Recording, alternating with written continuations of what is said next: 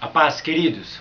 Que bom estarmos aqui novamente no nosso programa semanal da Escola Bíblica Dominical para darmos sequência à nossa série de estudos bíblicos a respeito sobre a família cristã no século 21, protegendo o seu lar dos ataques do inimigo.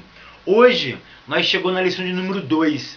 Semana passada nós falamos sobre a família, uma instituição criada por Deus. Nós analisamos que a família é uma instituição divina. E por ela ser uma instituição divina, ela é alvo de constante ataque do maligno.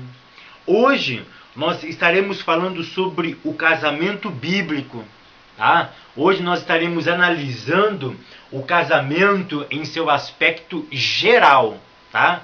Semana que vem a gente falaremos sobre a base desse casamento. Tá? Então eu queria dar a minha dica da semana para você, professor, para você, educador, para você que lida com o público, para que você que ministra, você que palestra, enfim, você que usa da comunicação como instrumento de passar uma ideia. Qual é a minha dica da semana? Não misture assuntos, tá? Nós teremos aqui 13 aulas, tá? Já foi passado uma semana passada. Hoje estamos iniciando a aula de número 2. E qual é a minha dica? Não misture assunto. Por exemplo, hoje, tá? Quando a gente fala sobre o casamento bíblico, o último tópico, a gente vai falar que o casamento, na ideia de Deus, ele é indissolúvel. Ou seja, não é para acabar-se com o casamento. Tá? E qual o mecanismo que usa para acabar-se com o casamento? O divórcio. E qual é a minha dica? Não se aprofunde com o divórcio. Por quê? Nós teremos a aula de número 7, que vai tratar sobre o divórcio. Então, essa é a minha dica. Não misture os assuntos. Tá? Não misture os assuntos. Semana passada, foi tratado sobre um dos tópicos da nossa aula, falou sobre poligamia, tá? E monogamia. E eu não tratei com profundidade o assunto. Por quê? Hoje nós trataremos de forma mais profunda esse assunto. Então a minha dica é essa: não misture os assuntos, professor. Tá? Nós teremos um longo estudo sobre a família e em cada aula nós trataremos alguns tópicos com profundidade. Qual será o foco da nossa aula o foco da nossa aula? 3 focos. Tá? Primeiro, foco na nossa aula é tratar os princípios da monogamia. Tá? Esse é o nosso primeiro foco, analisar os princípios da monogamia. O segundo foco da nossa aula, queridos, é explicar os princípios da heterossexualidade, mostrar que o casamento não é homossexual, mas é heterossexual. E qual será o nosso terceiro foco? Conscientizar-se que o casamento bíblico, ele não pode ser dissolvido, tá? Ele é inseparável. Não se separa o casamento bíblico. Na ideia de Deus é essa. Então quais serão os nossos 3 focos? Princípios da monogamia, princípios da heterossexualidade e o princípio do casamento, que ele é indissolúvel. Então nós vamos tratar de 3 princípios: monogamia, heterossexualidade e a ideia que o casamento ele não é dissolúvel. Tá? O casamento não pode ser separado. Tá? Essas serão as nossas 3 ideias básicas nessa aula. Então você fica atento para esses princípios. O tópico 1 fala sobre o princípio da monogamia. O que é monogamia? O autor da nossa revista, o pastor Elinaldo Renovato, ele diz que a palavra monogamia vem de dois vocábulos gregos. É a junção de duas palavrinhas gregas. A primeira palavrinha, monos, que significa único, tá?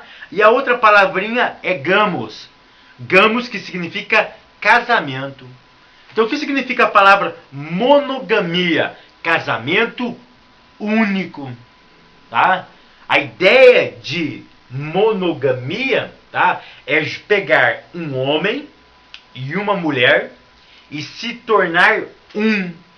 Essa é a ideia da monogamia, tá? E nós vamos tratar aqui qual que é a diferença entre a monogamia e a bigamia.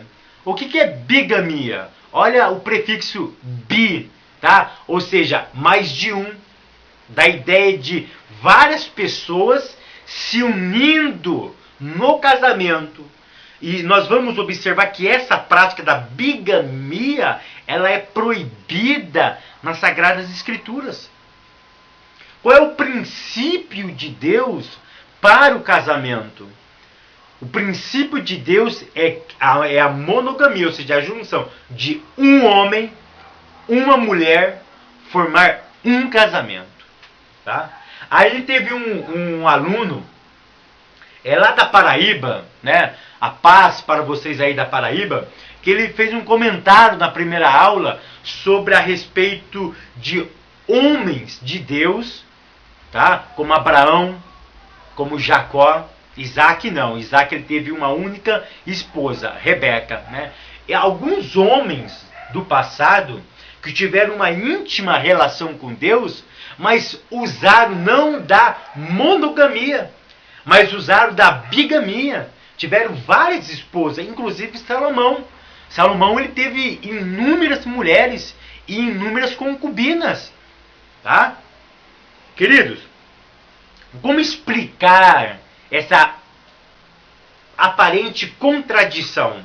Porque vamos deixar bem claro aqui nessa aula. Qual é o princípio de Deus? É a monogamia. Isso está muito bem claro em Gênesis, capítulo de número 2, versículo de número 24.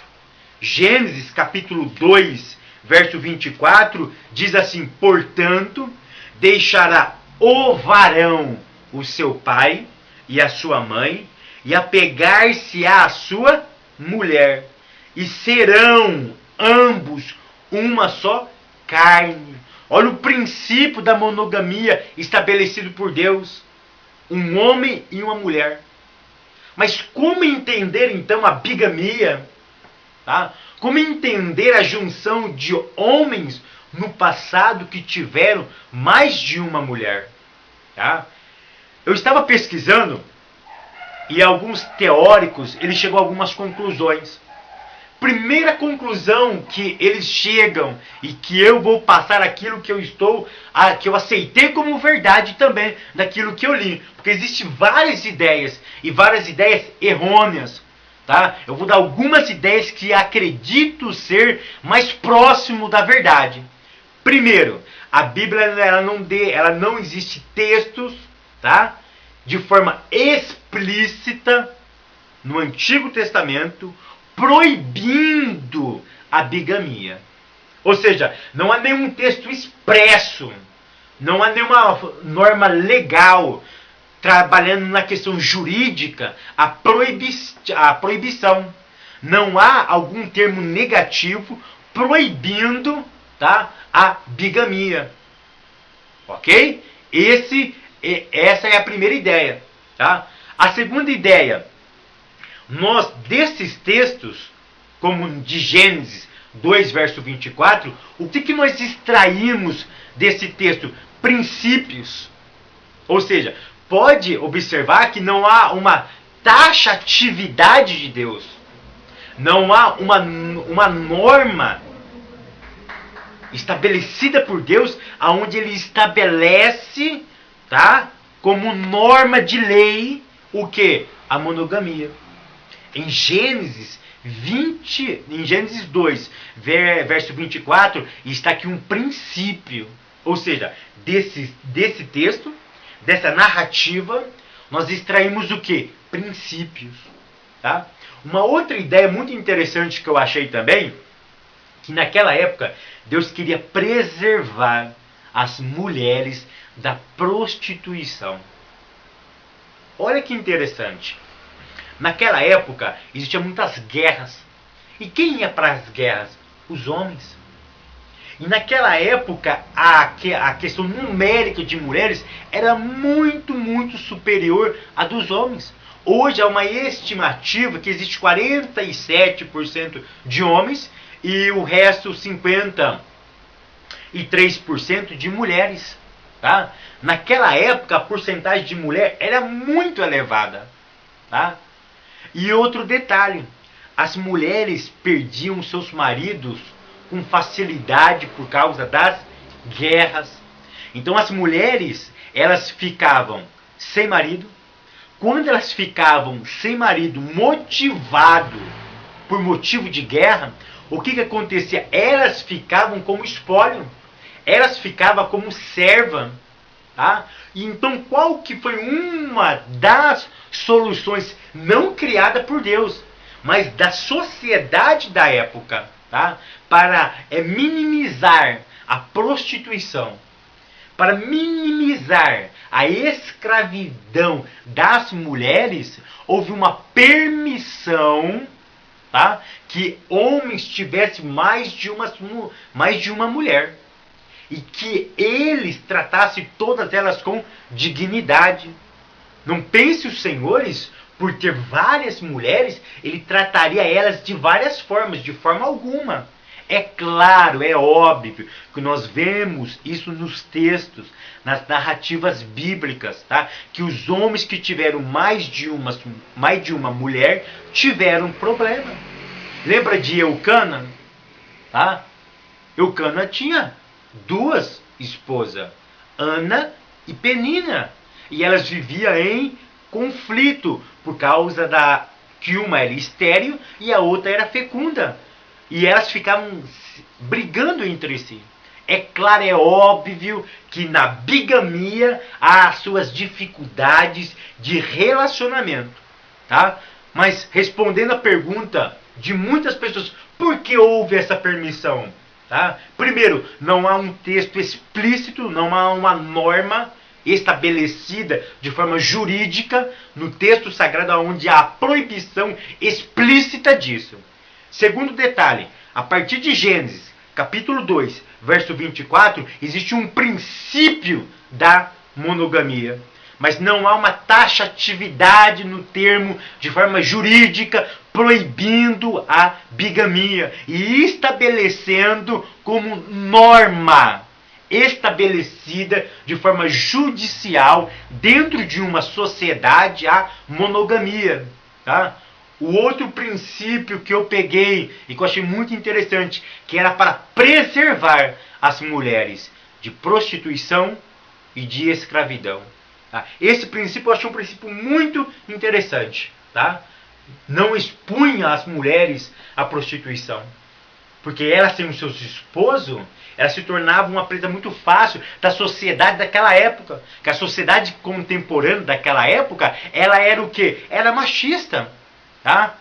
Claro que hoje continua sendo machista. Existem muitos cristãos machistas ainda. Mas naquela época era muito forte essa ideia. Então eu queria ter o quê? Uma preservação, tá? Da integridade, da dignidade da mulher. Tá? Parece que eu estou vendo aí até o conceito de direitos humanos. Né? Claro que naquela época não existia o conceito de direitos humanos. Tá? Mas parece que começou a pensar o que? Um pouquinho na mulher, que era tão menosprezada naquela época, e para proteger a sua dignidade, a sua própria natureza, houve-se então a necessidade de homens que pudessem de agregar mais mulheres para protegê-las, tá? Da escravidão e da prostituição. Mas o princípio, ele é estabelecido por Deus. Qual é o princípio? Da monogamia. Tá? No Novo Testamento, a monogamia, a poligamia, ela é condenada. Tá? No Novo Testamento, a poligamia, a junção de várias pessoas para formar um casamento, ela é condenada pelo Senhor Jesus e pelos apóstolos. Tá? Quem combateu muito isso? O apóstolo Paulo. O apóstolo Paulo, ele deixa estabelecido alguns princípios dentro da eclesia, dentro da igreja, como deveria funcionar o casamento cristão. Paulo condena a poligamia. E Paulo prega princípios da monogamia. Tá? No Novo Testamento, isso já foi construído de uma forma mais contundente. Tá? Porque a humanidade foi evoluindo. A teologia ela foi evoluindo também.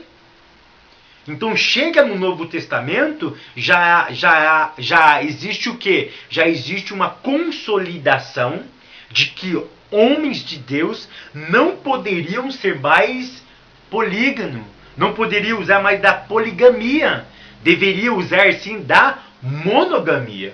Tá? E Paulo vai usar alguns princípios. O princípio de Jesus. Mateus capítulo 19, verso 3. Tá? Quando os fariseus perguntaram para Jesus se era lícito ao homem repudiar a sua mulher. Olha que a expressão está no singular. Os fariseus já não tratavam mais as suas mulheres, mas a sua mulher. Tá? Observa que aí já a expressão no singular. Ou seja, parece que no Novo Testamento a ideia já está sedimentada, já está consolidada, tá? Que, na verdade, a cristandade deveria seguir-se a ideia da monogamia e não da poligamia. Paulo trabalha esse assunto de uma forma mais contundente, tá? Paulo vai falar que tem que ter a junção só de um homem e de uma mulher. E em 1 Coríntios, capítulo 7 e verso 12, Paulo vai trabalhar justamente isso, tá? A prevenção da mulher da prostituição, tá? Um outro item muito interessante que Paulo usa, a monogamia na liderança.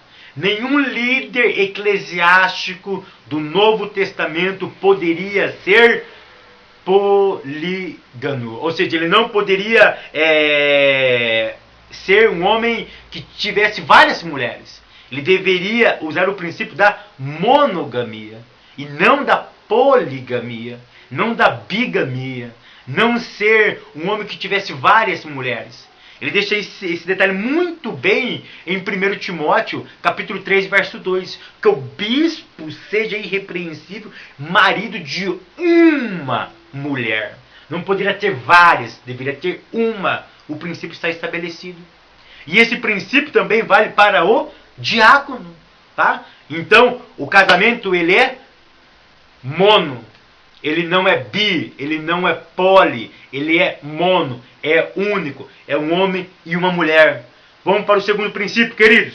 O princípio da heterossexualidade. Tá? Ou seja, quando Deus cria o casamento, Ele não cria o casamento juntando um homem com um homem e uma mulher com uma mulher. Tá? Não é homossexual, é heterossexual. Tá? Eu quero deixar bem claro aqui, tá? Que quando Deus cria macho e fêmea. Deus cria masculinidade e feminilidade. A junção do macho com a fêmea daria o quê? O casamento. Tá? Por que a igreja condena o homossexualismo? Vou deixar bem claro aqui. A igreja não prega a homofobia. Nós não somos homofóbicos. Nós não pregamos que nós devemos agredir, que nós devemos excluir, que nós devemos segregar quem tem esses tipos de prática. Muito enganado quem pensa assim. O próprio Senhor Jesus, ele deixou como princípio princípio que nós devemos amar a todos, independentemente do seu credo, independentemente da sua religião, independentemente da sua cor. O que nós devemos amar é a dignidade do ser humano. Isso é muito, muito bem tratado na Declaração Universal dos Direitos Humanos, que todos nós somos iguais, todos nós somos seres humanos. O artigo 1º do Direito Universal fala isso com muita propriedade. Todos somos iguais. Não há distinção. Eu não posso medir você pelo credo, pela raça, pela etnia. Aonde você vive, por classe social. Eu devo considerar você que nós somos da mesma espécie. É assim que nós devemos tratar. É a dignidade. A Bíblia trata o homem com dignidade. Mas a Bíblia proíbe o ato homossexual. Isso você pode conferir que a Bíblia ela reprova claramente a prática homossexual. Levíticos capítulo 18, verso 22. Diz: com o varão não te deitarás, como se fosse mulher. Abominação é. Aí nós encontramos também no livro de Romanos, na carta aos Romanos, no capítulo 1, no verso 26 ao 27. Tá? Você pode conferir isso na sua Bíblia, querido. A Bíblia, ela proíbe a junção homossexual, o sexo entre homens, o beijo na boca entre homens, qualquer afeição entre dois homens ou entre duas mulheres é proibido nas Sagradas Escrituras. O pastor Altair Germano, ele publicou um artigo muito interessante, que o fundamento da causa gay, os ativistas, tentam encontrar na Bíblia prática para o homossexualismo. Alguns deles vão dizer que aquele ato, aquela expressão que diz que Jonatas amou a Davi, que Davi amou a Jonatas, era um amor homossexual negativo. Jamais um homem segundo o coração de Deus, um homem que orava a Deus, um homem que tinha comunhão com Deus, poderia ser homossexual. Primeiro, o homossexual é pecado. E a Bíblia diz que o pecado separa o homem de Deus. Não existe relação entre o pecado e Deus. Existe relação entre pecador e Deus. Mas relação entre pecado e Deus não existe. E se esse pecado está no pecador, esse pecador ele fica isento de Deus. É uma barreira que existe. Enquanto ele não deixar o seu pecado, ele não pode se relacionar com o eterno. Então Davi não era homossexual. Alguns ativistas vão pegar textos no original grego, tá, do Novo Testamento, para fundamentar a sua ideia. E quando nós damos uma olhadinha em 1 Coríntios capítulo 6, do verso 9 a 11, aonde a Bíblia vai falar sobre os sodomitas, os efeminados, tá? A palavrinha aí no adjetivo efeminado, que pode ser às vezes é como substantivo, às vezes é como um adjetivo qualificando o ser. Uma coisa bem clara, no original grego, esse adjetivo pronominal, às vezes ele está no plural, ou às vezes não.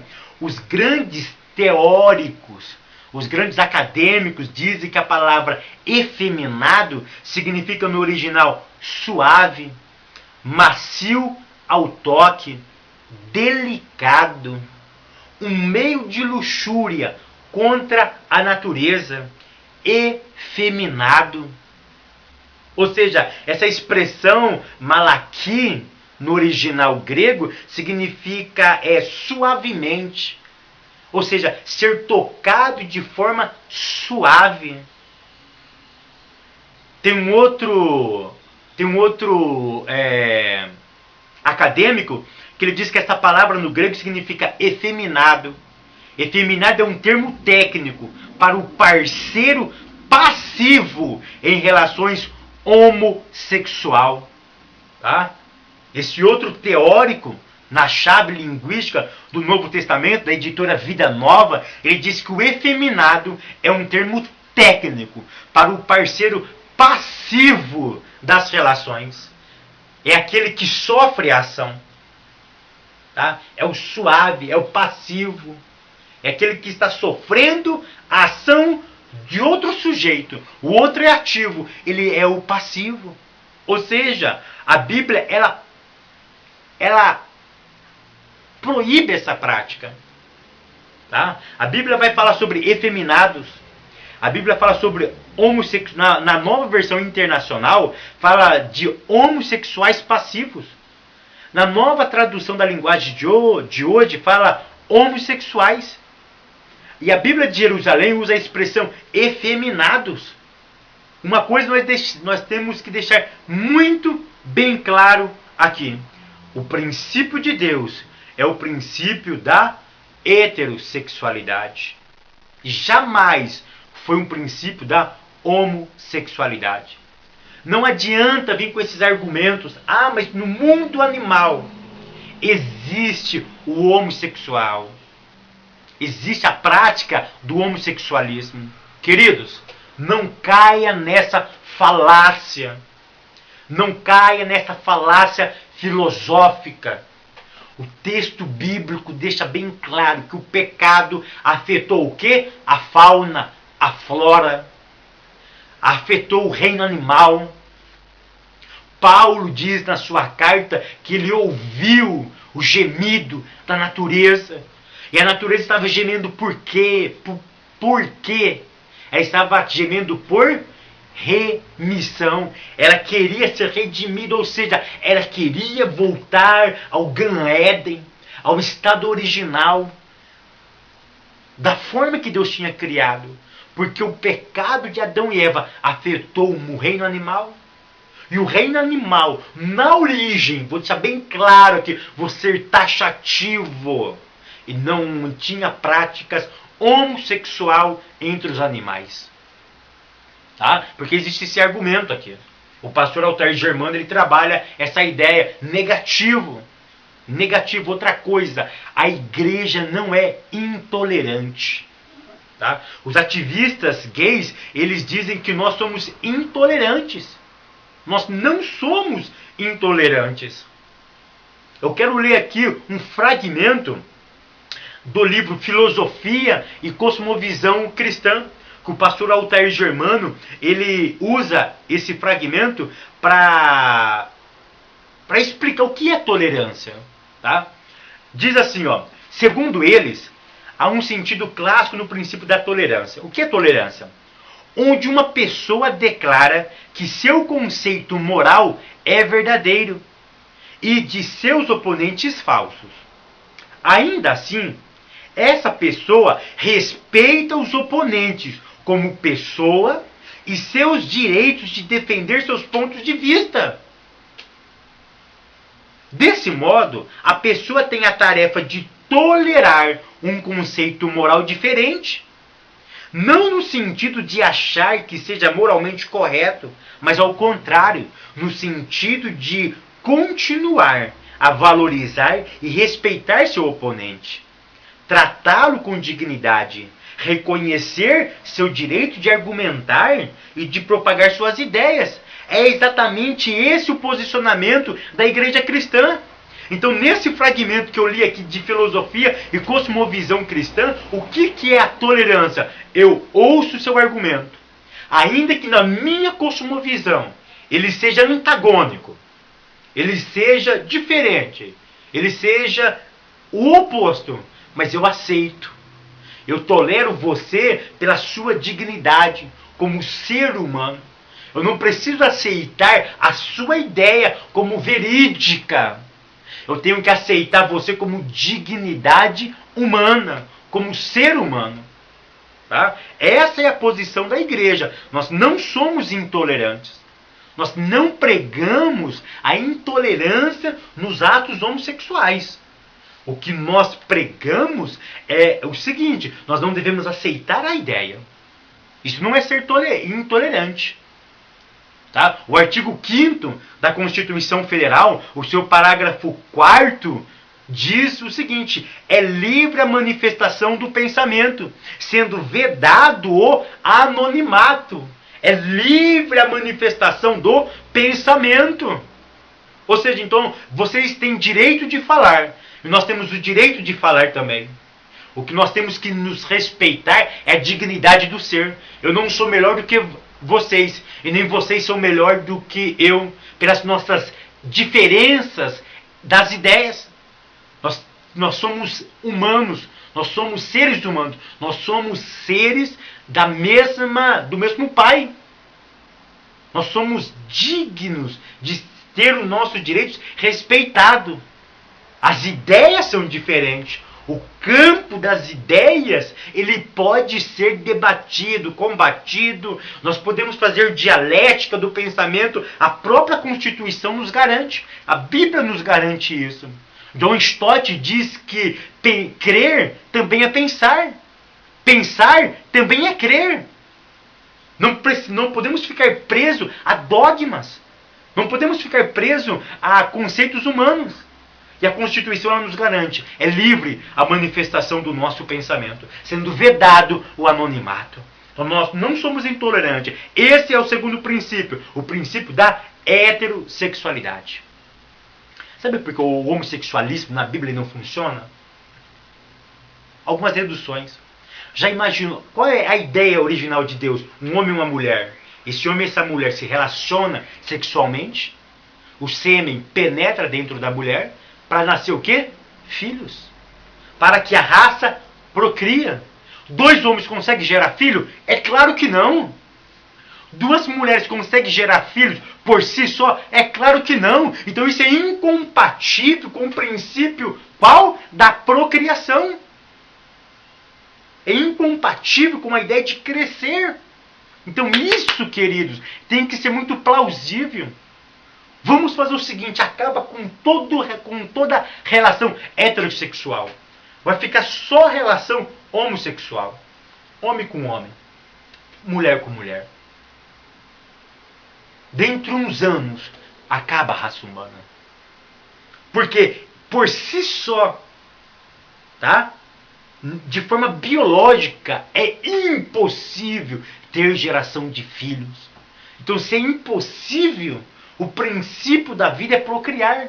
E se não há essa procriação, está ferindo o princípio da vida. E se fere o princípio da vida, será que é razoável isso? Será que é compatível essa ideia? Será que é sensível essa ideia? É razoável? É sensata essa ideia? Acredito que não. Acredito que ela é insensível, incompatível, inaceitável, biologicamente não plausível de acontecer. Então o princípio da Bíblia deve ser estabelecido. Terceiro princípio, para nós terminarmos a aula. O casamento ele foi criado para ser indissolúvel. O casamento foi criado para ser indissolúvel. Olha a expressão, se juntam para se tornar uma só carne. Eu ia fazer essa experiência, mas você faz essa experiência na sua classe. Pega 2 copos de água, coloca esses copos pela metade. 2 copos de água. Pega um copo, 2 copos incolor, tá? 2 copos incolor. Coloca metade de água nesses 2 copos. Um homem e uma mulher. E aí você faz uma ilustração. Você joga um copo dentro do outro de água e pergunta para os seus alunos quem é capaz de separar a quantidade de água que foi jogada ali. Impossível. Quando a água de um copo uniu com o outro, se tornaram um. Assim é o casamento. O princípio da ideia de Deus no início era dessa união. E dessa união fosse inseparável. Porque você não consegue mais depois dissolver o quê? Separar a água. Porque são os elementos químicos compatíveis. São 2 elementos iguais que se uniram. Assim é o casamento. Ele é indissolúvel. Tá? Aqui, tá? A Bíblia diz muito bem claro, quem é que pode separar o homem ou a mulher? Quem é que pode separar o casamento? Tá? Jesus vai dizer muito bem claro, o que Deus ajuntou, não separe o homem. Mateus capítulo 19, verso 6. O homem é que causa a destruição e a separação. Na lição de número 7, querido, não perca a lição de número 7, porque eu vou tratar de forma profunda o divórcio. Eu vou tratar de forma profunda, tá? Já tem alguns autores que eu já li, que eu estou lendo, e nós vamos tratar de forma profunda. Então eram esses 3 princípios que eu queria deixar muito bem claro, tá? O casamento, ele foi criado com princípios da monogamia. O casamento, ele foi criado com princípios da heterossexualidade. E o casamento, ele foi criado com princípio de ser indissolúvel. Tá? Infelizmente, nós sabemos que o divórcio, tá? Ele dilui, ele dissolve o casamento. E deixa sequelas profundas na família. Deixa sequelas para o resto da vida. Deixa sequelas que não tem como medir a dimensão da separação de um casamento. Queridos, eu quero agradecer por mais essa aula, por mais esse momento que nós passamos juntos aqui. E que você leve esses 3 princípios para a sua classe. Tá? Que você leve esses 3 princípios. Eu estou lançando uma campanha de oração pela família. Todo dia eu estou orando pela família. Por cada família que tem me assistido. Eu gostaria de contar com vocês. Tá? Eu queria que vocês, ao término dessa aula, orasse pela família do professor Fábio. Por cada família da tua igreja. Por cada família do Brasil. Vamos tirar um período de oração todos os dias. O professor Fábio está nessa luta. Desde segunda-feira, eu estou todos os dias, eu estou orando. Eu gostaria de contar com você, tá? De espalhar essa ideia. Vamos fazer um momento de oração pela família. E se você orar pela família, entre lá no YouTube e deixa a mensagem: eu orei pela família. Vamos fazer essa rede. Vamos fazer essa rede procriar, disseminar dentro das nossas igrejas. Eu estarei orando os 3 meses pela minha família, pela tua família. Querido, não perca a próxima aula. Divulgue essas aulas para quem é cristão, para quem não é cristão, para aqueles que querem preservar a família. Divulgue essas aulas, que são aulas abençoadas. Até semana que vem, que Deus continue abençoando a tua família.